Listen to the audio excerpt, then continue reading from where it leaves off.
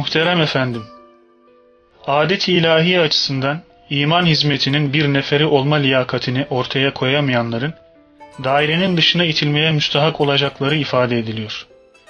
Bu itibarla irtidat kavramının gönül erlerine bakan yanları var mıdır? Bir ilahi tokatla kenara atılmamak için liyakat mutlaka şart mıdır?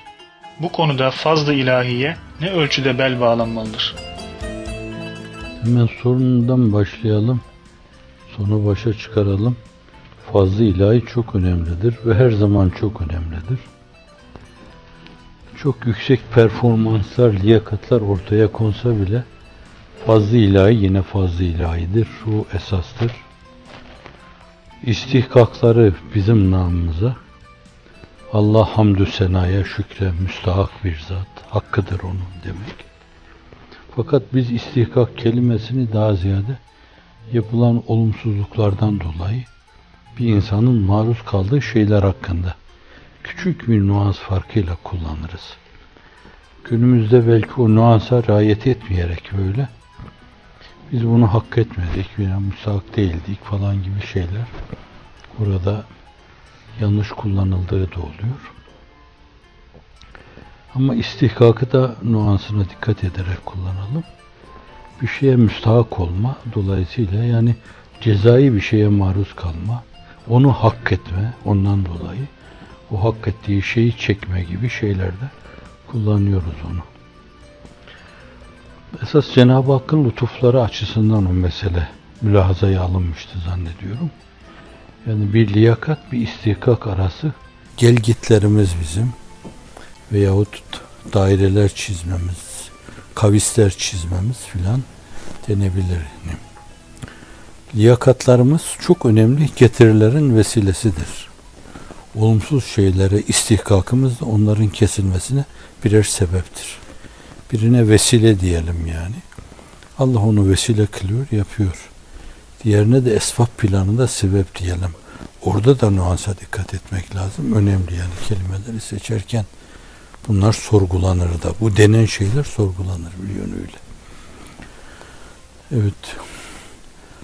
Şimdi bir kısım endişelerden dolayı olmuştu. Yani ehli dünya, ehli dalalet akla hayale gelmedik entrikalarla, komplolarla üzerimize geliyor.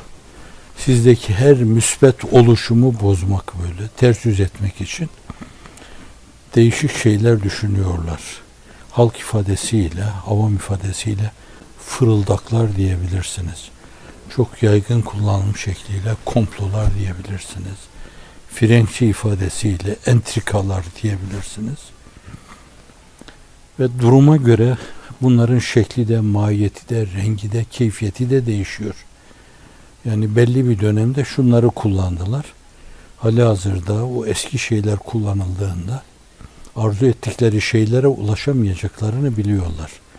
Öyleyse yeni argümanlar diyelim. Komplo adına yeni argümanlar. Entrika adına yeni argümanlar. Bunlarla yeniden dediklerini yapmak, başkalarının dediklerinin, ettiklerinin önünü kesmek mülazası içindeler. Hani bunların yaptıkları, ettikleri tutar mı, tutmaz mı mevzu? İşte bu mülazayla söylenen bir sözdü o. Yani Allah tutturmayacaksa bunu biraz sizin liyakatınıza bağlı tutturmaz. Siz emanette emin, emanetçilersinizdir. Değiştirmeye gerek yoktur yani. İyi nöbettarlık yapıyorsunuzdur. İyi bekleyeceğiniz yeri bekliyorsunuzdur. Uyhunu sahire yakın tarihte kullanmadığım bir tabir. Hadis-i şerif bunu ifade ederken tehlikelere karşı uyumayan göz demektir bu. Cephede uyumayan göz, değişik menfezlerden, açıklardan düşmanın taarruz yollarını gözetleyen göz. Düşman şu yoldan da üzerimize gelebilir, bu yoldan da gelebilir. Bütün bunları görebilecek kadar engin gören göz. Bunlara uyunu sahire deniyor. Öbürleri o tabiri çok kullanmamışlar. Uyunu naime diyebilirsiniz onlara. Veya Tanpınar'ın ifadesiyle sair fil menam, uyur gezerler diyebilirsiniz bunlara. Şimdi onlar böyle değişik şeyleri kullanırken işte uyunu sahire diyebileceğimiz uyanık gözler orada. Hakikaten durdukları yerin hakkını veriyorlarsa, yani liyakat peşindeyseler şayet, liyakata çok önem veriyorlarsa, işte o mevzuda olumsuz şeylere istihkaktan uzak duruyorlar demektir. Hafizanallah, oradaki liyakat keyfiyeti ne kadar kaybediyorlarsa, şöyle de diyebiliriz, liyakat mevzuunda, liyakat ne kadar renk atıyorsa, ne kadar matlaşıyorsa, ne kadar göz alıcılığını kaybediyorsa, sema ehlince, ruhanilerce, meleklerce, melekut erbabınca ne kadar kayda değer bulunmuyorsa şayet, mesele istihkaka doğru kayıyor biraz. Allah en eminlere emanetini verir. Kur'an-ı Kerim'de değişik yerlerde, geçende de söz konusu olmuştu. İn yeşe yüzhibkum ve ye'ti bi halkin cedid. Dilerse sizi götürür, cedid bir kavim getirir. Seçilen kelime ile, yani tazedir onlar. Yani duydukları şeyleri taptaze duyuyorlar. Yani Kur'an-ı Kerim'i gökten inen maide-i semaviye gibi, turfanda bir cennet hurması gibi duyuyorlar. Ağızlarını alıp onu ağızlarında döndürdüklerinde şimdiye kadar duydukları şeyin, her şeyin üstünde bir zevk ve lezzetle kendilerinden geçiyorlar. Cedid bir kavim. Müslümanlığa hizmeti kendi cedidiyeti içinde, yapma mazharla ifade ediyorum, cedidiyeti içinde duyuyorlar. Ruhi hayatları itibariyle her şeye bir cedidiyet içinde bakıyorlar. Hep bir yenilik mülazasıyla bakıyorlar. Of be, bu ne kadar yeni bir şeymiş. Of, ne kadar taze bir şeymiş.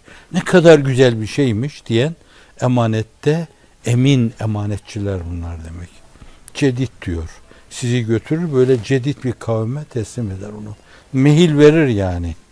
Kendinizi yenilemeniz adına, asrı çağı iyi okumanız adına, yenilenme mevzuunda bazı argümanları değerlendirme adına, insanlığınızı yeniden gözden geçirme adına size mehil verir, mehil verir, mehil verir. Yenilenmiyorsanız, buyurduğu gibi yine Kur'an-ı Kerim'de, Maide suresinde, men yertedde minkum endi, geriye adım atarsanız, irtidat bir insanın içinden sıyrılıp geldiği önemli yerden geriye dönüp yeniden o eski şeyin içine girmesi demektir. Riddet tabiriyle kullanıyoruz. Böyle bir şey yapana da, geriye dönene de mürtet diyoruz biz. Ve bunun din adına, akide adına olanla hakiki mutlak manada kafir olduğu nazarıyla bakıyoruz. Ameli mürted oluyor. Bir de hizmet mürtetleri vardır. Yani dün bu hizmete dilbeste olmuşken belli bir süre sonra canlılığını, heyecanını, aktivitesini, hizmet aşkını, şevkini çok küçük şeylere takılarak, sinek kanadı kadar şeylere takılarak, artık beni bu işin içine müteala etmeyin, beni düşünmeyin, hevasına ve hevesine göre olmamıştır işler. Bu da dünyadaki feleğin çarklarını kendi heva ve hevesine göre dönmesini düşünen bir zavallıdır. Akılzede, kalpzede, imanzede, İslamzede, ihsanzede zavallının tekidir. Evet, bunlara da hizmet mürteddi denir. Nedir bunlar? Şefkat tokatı yerler, nikmet tokatı yerler.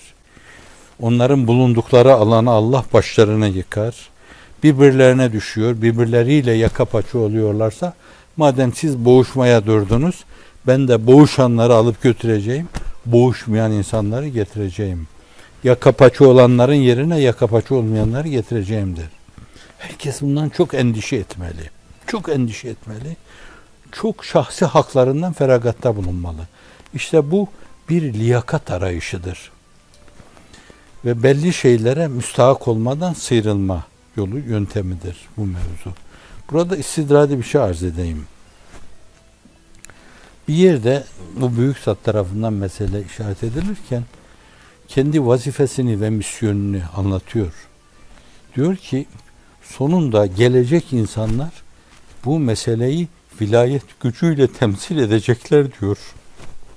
Genel manada vilayet, iman, İslam ve ihsan şuurunu teslim eden insanlardır. Kur'an-ı Kerim bu manadaki velilere bakarken ela inne evliyallah la havfun aleyhim ve lahum yahzanun der. İnne veliyallahu lezî nezzelel kitab ve yetevelles salihin. Özel manada da hususi mahiyette gerçek velayete talip olma. Eski sistem çerçevesinde seyri sülûki ruhani ile fena fillah, beka billah, maallah ufkunu ihraz etme. Ve sizin gününüzde daha kestirmeden bir yol olarak ciddi bir acz mülahazası içine girme. Allah'ın gücü, kuvveti, havli kuvveti olmazsa ben bir hiçim. Ciddi bir fakr içinde bulunduğu şuuruna varma. Allah'ın gınası olmazsa ben hiçbir şey yapamam. Öyle bir acizi mutlakım. Ciddi bir aşk-ı şevk, hizmet aşk-ı şevki içinde bulunma ve kendini tefekküre salma. Sürekli büyük bir mütefekkir gibi tefekkürüyle, tedebbürüyle, tezekkürüyle sık sık kainatı sağmalı, üsaresinden yeni yeni manalar çıkarmalı, düşünce dünyasında yeni şeyler örgülemeli diyor bu. İşte bu da bir hususi manada vilayet yoludur. Gelecekte dini, mübini, İslam'a hizmet edecek insanlar vilayet gücüyle o işe sahip olacaklar. Sıradan insanlar değil. Şekli, nazari Müslümanlar değil. Vilayet yolunun yolcuları o işe vaziyet edecekler. Allah'ın izni inayet. Diğerleri meselenin lafını edecekler. Şimdi bu açıdan liyakat muakibi olmak, liyakatın arkasında olma, adım adım liyakatı takip etmek çok önemlidir. Bir Allah'a bakacaksın, bir Allah karşısında kendi konumuna bakacaksın, bir günümüzde onun sana yüklediği vazifeye bakacaksın, misyona bakacaksın. Durduğun yerin hakkını veriyor musun? Yoksa gerisinde mi duruyorsun onun? Ne kadar adım atıp ileriye gitmen lazım? Bütün bunları gözden geçirerek yerini, durumunu, konumunu yeniden bir kere daha belirlemen icap ediyor. Allah Celle Celaluhu bayatlayan insanlar liyakat kaybettiğinden, duygu düşünce itibariyle matlaşan insanlar o mevzuda liyakatlarını kaybettiklerinden dolayı, heyecan yorgunluğuna kendini salan insanlar liyakatlarını kaybettiklerinden dolayı, bağışlayın halk ifadesiyle diyeceğim, eften püften mülahazalara takılarak efendim ben şundan hareket etmem, ben şunun yanında durmam, bu işte bitti artık, bu işte sonu geldi gibi böyle şeytanın fısıldamalarıyla onun borazanı olarak bu türlü ruhu zedeleyen böyle kalbi yaralayan düşüncede teşebbüşe sebebiyet veren mülahazalara girdiği zaman liyakatını kaybetmiş demektir. Bu fert planında o ferdin kaybetmesine sebeptir. Ve eğer bu duygu bir toplumda yaygınlaşıyorsa şayet, hizmet toplumunda, hareket toplumunda yaygınlaşıyorsa, dünyevi beklentilere giriyorlarsa, adanmışlığın yerine başka şeyleri koyuyorlarsa hafizanallah, o zaman o liyakat kaybedilir orada. Bu defa ona olumsuz şeylere istihkak yolu açılır. Ve hiç farkına varmadan bir zirveden derin bir çukura düşmek ihtimali vardır. Hafizanallahu Teala. Allah bizi muhafaza buyursun. Orada birinci husus diyor ki men yertedde minkum en dini, bir insan ihraz ettiği yer din adına, diyanet adına, iman adına, İslam adına, ihsan adına ve ben bu irtidat meselesine bir de hizmet irtidadı meselesini ilave ettim. Ve aynı zamanda hizmet adına ihraz ettiği yer bir yönüyle Allah tarafından getirilip konduğu konum, onun hakkını vermediği zaman, geriye gittiği zaman, iki günü müsavi olan mağbundur buyuruyor hadis-i şerif. Yani bu gününü dünle müsavi götürdüğü zaman, dün gibi yaşadığı zaman, hafizanallah diyebilirsiniz. Veya dünden de öteye gittiği zaman, öbür güne gittiği zaman, böyle anlayın bu mesele. Yani illa kafir olma demek değildir. Fesevfe ye'tillahu, Allah getirir. Fesevfe ile ifade edilen şey şudur. Hemen o iman eden insanlar yaptıkları bu olumsuzluktan dolayı akap cezalandırmazlar. Allah onların o imanlarına da bir değer atfeder. Dolayısıyla meyil üstüne meyil verir. Öyleyse mutlak bir geniş zaman kipiyle ifade edilmiyor. Yakın geleceğe ifade eden sin ile de ifade edilmiyor. Uzak geleceğe bakan sevfe ile ifade ediliyor. Yani Allah Celle Celaluhu verebildiği kadar onlara mehil verir şeklinde anlayabilirsiniz.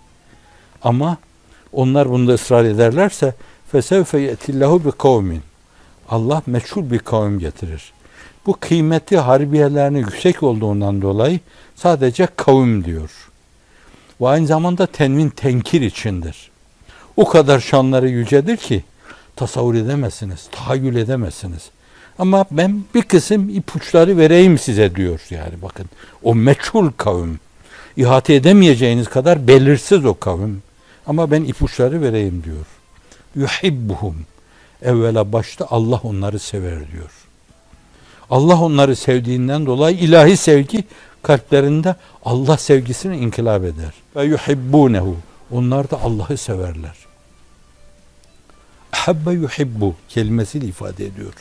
İfal babını düşünecek olursanız kip ef'alenin hemzesi geldiği bir nice mana için tadiye seyruret vicdanı hayırnet için hem izale hem duhul hem de kesret için çok diyebilirsiniz. Delice Allah'ı severler.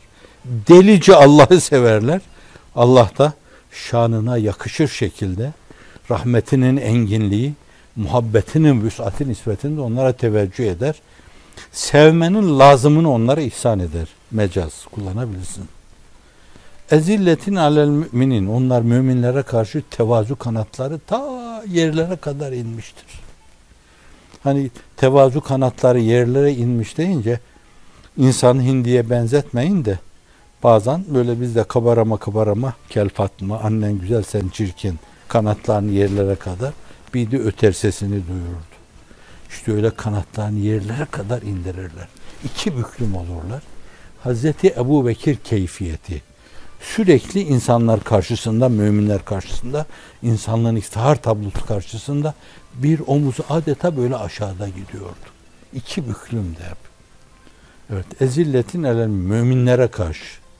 Aizzetin elel kafirin, kafirlere karşı da mutlaka kafir küfrünün muktezasını yerine getirdiği yerde kibriyle, gururuyla, bakış açısındaki inhirafıyla, zulmüyle, aba ve ecdadına intisabı orada ileri sürmek suretiyle sizin ortaya koyduğunuz mesajlara karşı kati tavır alan o mütemerrit, o muannit kafir diyelim. Hususiyetleriyle kafir. Küfre mahsus keyfiyetiyle, evsafıyla kafir. Ona karşı da fevkalade azizlerler. Bel kırmazlar, boyun bükmezler, temennada bulunmazlar, el öpmezler, eteğe sarılmazlar bunun karşısında. Bir de onu ifade ediyor. Yani aziz olmanın yeri vardır. Aziz olmaları gerekli olan yerde azizdirler. Fetih suresinin sonunda geçende bir münasebetle ifade edildiği gibi. Yücahidune fî sebilillah, Allah yolunda mücadele ederler. Mücadele keyfiyeti çok geniştir yani. Onun her zaman yapılan şekliyle mesele ele alınacak olursa sizin irşattaki tarifiniz çerçevesinde insanlarla Allah arasındaki nefsani, cismani, hayvani engeller bertaraf edilerek, kibir bertaraf edilerek, zulüm bertaraf edilerek bunlar imana mani şeyler. Bakış zaviyesinin inhirafı bertaraf edilerek atalarımız bizim, aba ve ecdadımız, Hunlar, Hititler, Hattiler böyle yaşamışlardı. Şamanlar böyle yaşamışlardı. Mülahazası gibi sapık düşünceler bunlar İslam ötesi mülahazalara götürerek meseleyi bu duyguları bertaraf ederek kalplerin Allah'la buluşmasını sağlamak. Çağın idrak seviyesi neyse, ilim anlayışı neyse, hayat felsefesi neyse, neye önem veriliyorsa o argümanlar kullanılarak o insanlara o zaviyeden el uzatmak, onlarla Allah arasındaki engelleri arz ettim, engelleri bertaraf ederek gönüllerin Allah'la buluşmasını sağlamak. Bu birinci şekli. İkincisi emru bil maruf nehy anil münkeri sistemli hale getirmek. Cami kürsülerinde, cami minberlerinde size bunları ifade etme imkanı veriliyorsa orada ifade etmek. konferans salonunda ifade etme imkanı verilir. Orada ifade etmek. Seminerlerle meseleleri dillendirmek, ifade etmek. Orada ifade etmek. Meclis kürsüsünde bunu ifade etmek. Mümkünse orada ifade etmek. Mekteplerde muallimlerin ifade etmeleri mümkünse şayet orada ifade etmek. Önemli olan insanlık adına, Allah hatırına ve gerçek insani değerler hatırına insanların kalbiyle Allah arasındaki bu engellerin bertaraf edilmesi. Bu da ikinci bir şık yani. Bunu yapar. Yeri gelir, düşmanlar gelir kapıya dayanır. Değişik zamanlarda olduğu gibi. Ülkenize saldırmak isterler. Irzınıza, namusunuza göz dikerler. Mamelekinizi payimal etmek isterler. Sizi de ayaklar altına almak isterler. O zaman da mücadelenin şekli değişir. Kınına girmiş madde kılıç kınından çıkar. Koşarsınız Çanakkale'ye. Sırp Sındığı'na koşarsınız. Muhaç'a koşarsınız siz. Yemen'e koşarsınız. Bingazi'ye koşarsınız. O zaman da öyle bir mücadelenin hakkını verirsiniz. O yalnız devlet gözetiminde, devletin karar vermesiyle milletçe yapılması gerekli olan bir maddi cihattır. Cihat dendiği zaman, mücadele dendiği zaman sadece bunu anlamamak lazım. Oraya varıncaya kadar mücadelenin değişik şekilleri var. İşte bir de Kur'an-ı Kerim umumi manada yücahidûne fî sebilillah. Allah yolunda mücadele ederler. Kitmirane duada bir de ki evliya, asfiye, ebrar, mukarrebin vel mücahidine fî sebilillah tekûne kelimetullah yel ulya. Veliler derecesine denk görüyorum ben onları. Allah'ın namı celili yücelsin diye sürekli mücadele eden, mücadelede bulunan insanlar, Allah'ım onları da, analarını, babalarını da, evlatlarını da, torunlarını da yarlıga merhametinle serfiraz kıl, aralarında birliği tesis buyur. Evet, dua edilecek insanlar. Yücahidne fî sebilillah. Bu da bir vasıfları. Bir de ayrıca bir şey var. Yani ilahi kelimetullah için mücadele edersiniz. Ruhi revani Muhammed'inin dünyada serfiraz olması veyahut da şehbalaşması istikametinde mücadele edersiniz. Alem şu değeri bu değeri ortaya sürüyor. Onları yükseltmek istiyor, tanıtmak istiyor. Ben de onu tanıtma mecburiyetindeyim. Benim vazifemdir. Bu istikamette el alem levm ediyor ya. Yani ya bu dünyaya yaşamaya geldik yani. Bu yaşama varken niye böyle hayatınızı zehir ediyorsunuz? Ehli dalaleti, ehli dünyayı arkanıza takıyorsunuz. Tahrik ediyorsunuz. Adamlar rahatsız oluyorlar. Muhammedur Resulullah'tan rahatsız oluyorlar. Namı celili Muhammed'inin şehbalaşmasından rahatsız oluyorlar. İnsanların çoğunluğu tarafından namının duyulması ve ona karşı saygı duyulmasından rahatsızlık duyuyorlar. Niye başınıza dert açıyorsunuz falan gibi levmler karşısında da ve la yahafune levmete laim. Levmedenin levminden de çekinmiyorlar. Havf meselesi bu. Lazımını yapmıyorlar o meselenin. Kur'an-ı Kerim'de ve la yahafu ukbaha. Allah yaptığını yapar, işin akıbetinden de korkmaz. Yani siz korkunca ne yaparsınız? Geriye durursunuz, yapmadan vazgeçersiniz, o işi işlemezsiniz. Bu lazımıdır. Buna belaat ilminde melzum zikredilip lazım murad edilme demektir. İşte orada da öyle oluyor. Ve la yakhafu ukbaha. Allah melzumu zikrediyor, lazım murad buyuruyor. Burada da öyle bir şey. Ve la yakhafune levmete laim. Kınayanın kınamasına da aldırmazlar. Allah Allah. Yani bu insanlar da hayatlarını kendilerine zehir ediyorlar. Yani bir Hazreti Pir-i Muvan Şem-i Tabağı'nın hayatına baktıkları zaman derler ki 28 sene zindanlar, hapishaneler, tecritler, sürgünler, divanı harpler, ölümle tehditler, bütün bunlar yani neydi yani bunlar? Evet, bunlar çok önemli bir şey içindi. İlahi kelimetullah içindi. Allah yolunda mücadele içindi. Namı Celili Muhammed'i tanıtmak içindi. İşte bir de o vasfı söylüyor burada. Şimdi bunlar çok önemli yani her zaman. Çok önemli dinamikler. Zalike fadlullah yu'ti men yeşâ diyor. Bu da böyle Allah'ın herkese vereceği şey değildir. Allah'ın bir fadlıdır. Hâzâ min fadlı Rabbi orada da diyor. Allah bunu dilediğine verir. Yani falan adam şöyle teolojide doktora, postdoktora, poster der doktora, der doktora, der doktora, der doktora, mük'ab doktoralar yapsa, mük'ab üstü mük'ab doktoralar yapsa onlara değil yani. Kim gönlünü Allah'a vermişse, kim o mevzuda samimi duruyorsa o mevzudaki hizmeti Allah ona lütfeder. Eşref Edip'in ifadesiyle veya Serden Geçti'nin ifadesiyle şalkın yalçın kayalar arasında bir adam çıkıyor. Azıcık 6 ay veya 1 sene medresede bir eğitim görmüş ve geliyor insanlığa yeniden dinini, diyanetini, Kur'an'ı anlatma adına bir ders veriyor. Adeta düşüncede yeniliğe kapılar aralıyor. Bu meseleye böyle de bakılabilir. Böyle de düşünülebilir. Sizin gittiğiniz gibi gidilmez diyor Allah'ın izni inayetiyle. Ve kendi durumunu ifade ederken meseleyi liyakata bağlamıyor. Zalike fadlullah yu'ti men yeşâ. Bu Allah'ın bir lütfudur. Onu dilediğini ihsan eder. Bunu bazıları kıskanır. Dün geçmişti. Çekememezliğe girebilirler. Hasede girebilirler.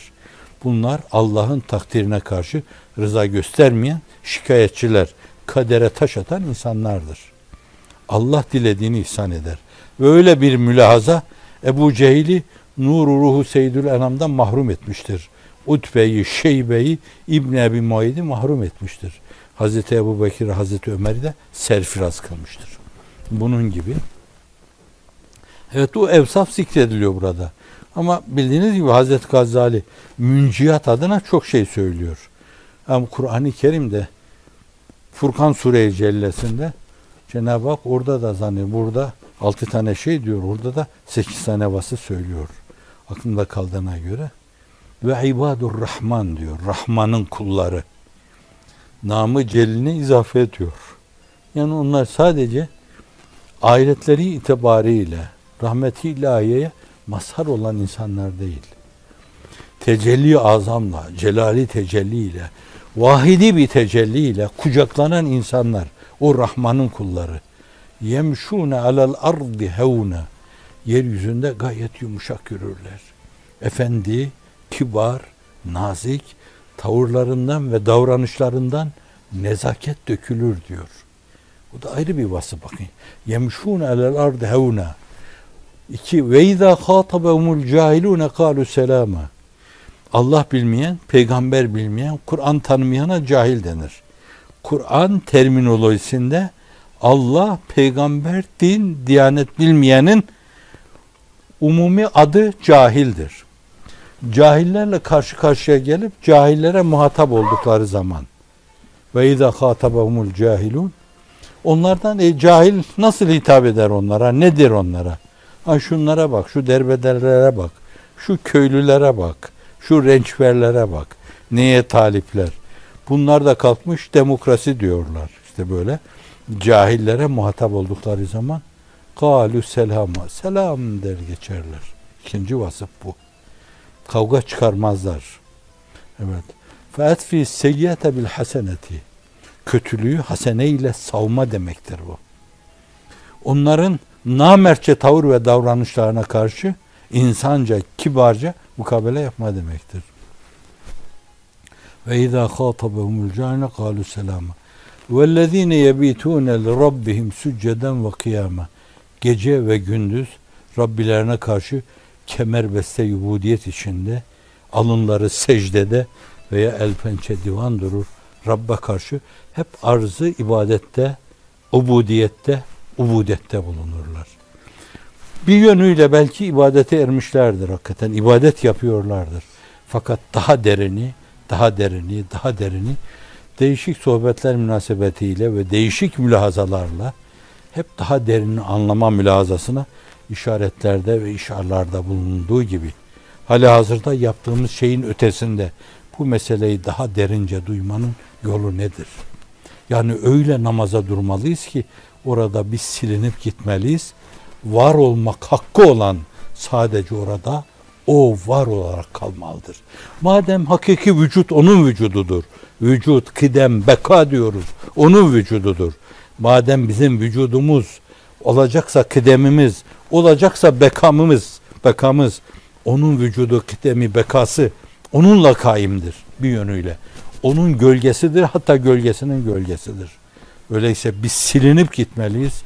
Sadece mülahazalarda yalnız o kalmalı. Buna kadar derinleşmeli, orada derinliğe ermeli. يَبِيتُونَ لِرَبِّهِمْ سُجَّدًا وَقِيَامًا وَالَّذ۪ينَ يَقُولُونَ رَبَّنَا اصْرِفْ عَنَّا عَذَابَ cehennem. Ey Rabbimiz, cehennem azabından bizi siyanet buyur, sarf et onu, başka tarafa çevir. Var ya hani birisi diyor, bakma ya Rab sevade defterime, yakacaksan onu benim yerime. Başka tarafa çevir, defterimi yakarsın, terazimi yakarsın, kantarımı yakarsın, sonra ömür boyu yoksa sana küfreden insanları mı yakarsın? Rabbena asrif anna azabe cehennem inna azaba kana garama. Öyle yılışık bir şeydir ki hafizan Allah, bir kere dalaştım insana, bir daha da insandan ayrılmaz. Öyle yılışık bir şeydir hafizan Allah. İşte bizi böyle bir azaptan uzak kıl. İnna saat müstakarran ve mukama. Orası işin doğrusu hem müstakar olarak hem de mukam olarak. Bir başta müstakar karargahsa, daimi kalınacaksa, aman Allah'ım sen onu gösterme.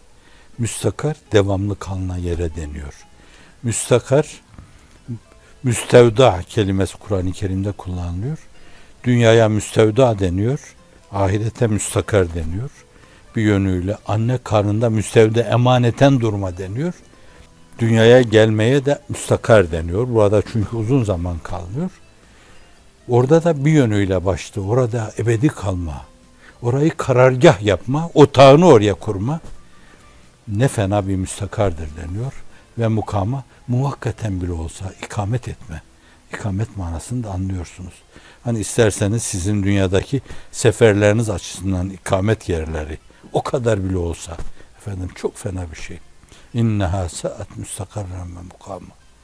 Vellezine başka bir vasıf. Vellezine ize enfaku lem yusrifu ve lem yakturu ve kâne beyne zâlike kavâma. Onlar infak ettikleri zaman infak şiarlarıdır. Ama infak ettikleri zaman ne israf ederler, saçar savururlar. İnnel mübezzirine kânu ihvâne şeyatin. Saçıp savuranlar her şeyi, bir günde bitirenler, mamelekin canını okuyanlar, bunlar şeytanın hemdemleri, avenesi, arkadaşlarıdır. Evet. Velem yakturu ve aynı zamanda damla damla da vermezler. Allah'ın verdiği gibi verirler. Verilmesi gerektiği gibi verirler. Ve mimma rezaknahum yunfikun. Hakikatine uygun infakta bulunurlar. Vellezine la yed'une ma'allahi ilahen ahar. Ma söylüyorum ben, tefsir değil. La yed'une ma'allahi ilahen ahar. Allah'la beraber başka bir zata çağrıda bulunmazlar. Hafizan Allah.